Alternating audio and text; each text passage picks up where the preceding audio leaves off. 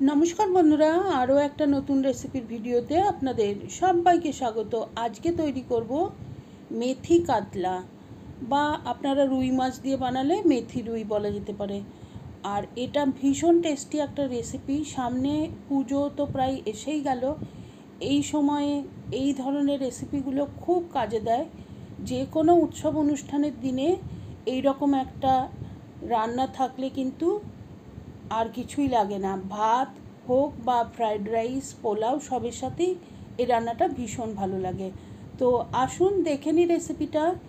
নিয়েছি 6 পিস কাতলা মাছ, আগে ভালো করে ধুয়ে রেখেছিলাম আর একদম জল ঝরিয়ে নিতে হবে। তারপরে এর মধ্যে দিয়ে দিয়েছি আন্দাজ মতো লবণ, একটু লেবুর রস আর 1 চা চামচ গোলমরিচের গুঁড়ো। খুব ভালো করে মাছের গায়ে এগুলোকে মাখিয়ে নিতে হবে। আর জল ঝরিয়ে নেওয়া হয়েছে, সেজন্য একটু শুকনো শুকনোই থাকবে। এটাকে আমি আধা ঘন্টা রেখে দেব ম্যারিনেট হতে। আর তার মধ্যে একটা মশলা তৈরি করে নিচ্ছি। একটা ব্লেন্ডার জারে দিয়েছি 5-6 কোয়া রসুন, 4টে কাঁচা লঙ্কা, একটা পেঁয়াজ কুচি করে এটাকে আমি পেস্ট বানিয়ে নেব। লঙ্কার পরিমাণটা আপনারা যেরকম ঝাল খাবেন সেই অনুযায়ী কম বেশি করতে পারেন। এখন দিয়ে দিচ্ছি 8-10টা কাজু আর 20 থেকে 25টা কিশমিশ। এটাকেও আমি খুব ভালো করে বেটে নিয়েছি। এখন কড়াইতে দিয়ে দিচ্ছি সাদা তেল। আমি এই রান্নাটা সাদা তেলে করছি, আপনারা চাইলে এই রান্নাটা পুরোপুরি ঘিতে করতে পারেন বা সাদা তেল আর ঘি মিক্স করেও করতে পারেন। তেলটা গরম হয়ে গেলে মাছের পিসগুলো খুব হালকা করে ভেজে নেব। মাছটা কিন্তু খুব বেশি কড়া করে ভাজলে এই রেসিপিতে ভালো লাগবে না। মোটামুটি 2 পিঠে হালকা কালার চলে এলেই মাছের পিসগুলোকে তুলে নিতে হবে। বন্ধুরা, একবার কাতলা মাছ হোক বা রুই মাছ এইভাবে বানিয়ে দেখবেন। আশা করি আপনাদের সবারই খুব ভালো লাগবে। সবাই আপনার রান্নার প্রশংসা করবে আর বারবার আপনিও এটা বানাতে চাইবেন। তো এইভাবে করে আমি অল্প অল্প করে মাছ দিয়ে দিয়ে সমস্ত মাছগুলোই ভেজে তুলে নিয়েছি।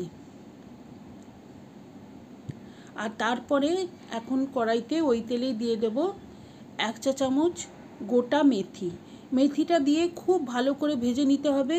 এই রান্নার এটা একটা খুব ইম্পর্টেন্ট স্টেপ। মেথিটা পুরো লাল লাল করে ভাজতে হবে আর মেথির পুরো ফ্লেভারটা কিন্তু তেলের মধ্যে চলে যাবে।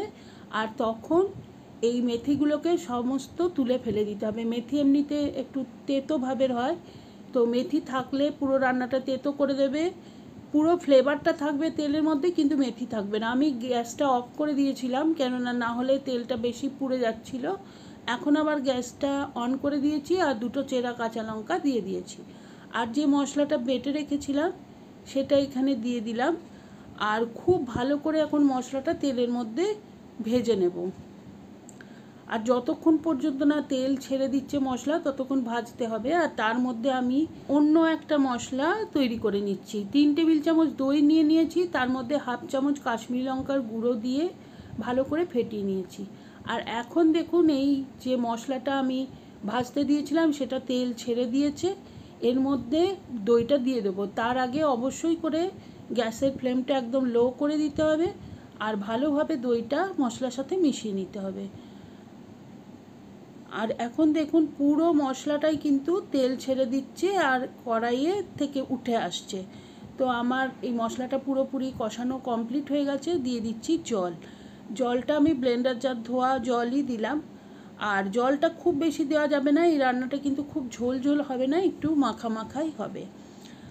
ঝোলটা ফুটতে আরম্ভ করেছে, তো আমি দিয়ে দিচ্ছি ভেজে রাখা মাছগুলো দিয়ে ভালোভাবে ঝোলের মধ্যে ডুবিয়ে দিচ্ছি। আর তারপরে আমি এটাকে ভালোভাবে ফুটিয়ে নেব 10 মিনিট।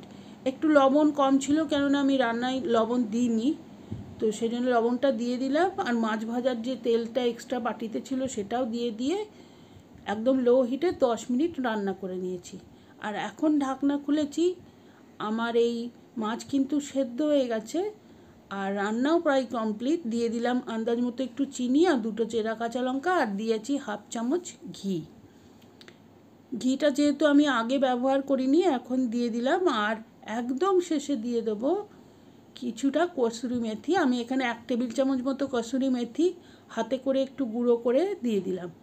এখন সব কিছু খুব উল্টে পাল্টে মিশিয়ে নেব। যাতে পুরো মশলার ফ্লেভারটা ঝোলের মধ্যে এবং মাছের মধ্যে চলে যায়। উল্টানো পাল্টানো হয়ে গেলে আমি গ্যাসটা অফ করে দেবো আর ঢাকা দিয়ে 10 মিনিট স্ট্যান্ডিং টাইম দেওয়ার পরে সার্ভ করে দেবো এই দারুণ স্বাদের মেথি কাতলা। আপনারা বাড়িতে অবশ্যই ট্রাই করবেন, কমেন্ট করে জানাবেন কেমন লাগলো। রেসিপিটা বানালে ছবি শেয়ার করতে পারেন আমার ফেসবুক পেজেই। আর রেসিপিটা ভালো লাগলে please like, share and subscribe my channel.